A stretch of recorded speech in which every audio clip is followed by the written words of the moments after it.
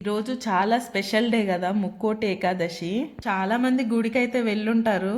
గుడికి వెళ్ళపోయినా పర్లేదు, ఇంట్లో చేసుకున్నా. మార్నింగ్ పిల్లల్ని స్కూల్లో దింపేసి నేనైతే టెంపుల్లో భక్తులు చాలా తక్కువగా ఉంటారు అనుకున్నాను, కానీ చాలా రష్ గానే ఉంది. ఇంకా వెంకటేశ్వర స్వామితో పాటు ఆంజనేయ స్వామి దర్శనం కూడా చేసేసుకున్నాం. ఇక్కడ రావి చెట్టు కింద కృష్ణుడు కూడా ఉన్నారు, ఎంత ముద్దుగా ఉన్నారో. లో దేవుడి దర్శనం అయిపోగానే కొన్ని ఫోటో షూట్స్ అయితే తీసుకున్నాము.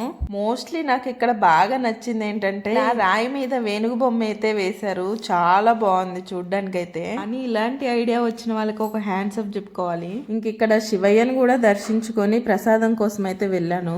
గుళ్ళల్లో పెట్టే పులిహార అంటే ఎంతమందికి ఇష్టం మీలో? నాకైతే చాలా బాగా ఇష్టం, చాలా బాగుంటుంది కదా. ఇంకా వెంకటేశ్వర స్వామి గుళ్ళో ఇంకా దర్శనం అవ్వగానే నేనైతే ఇన్స్టిట్యూట్కి వెళ్ళాను. ఈ ఫ్రాక్ అయితే నేనే స్టిచ్ చేశాను, ఎలా ఉందో కామెంట్ బాక్స్ లో కామెంట్ చేయండి. సెండ్ ఆఫ్ ఇచ్చుకునే టైం దగ్గరకు వచ్చిందని అన్ని అరేంజ్మెంట్స్ కి అయితే అరేంజ్ చేసుకుంటున్నాం మేమే. Bye bye.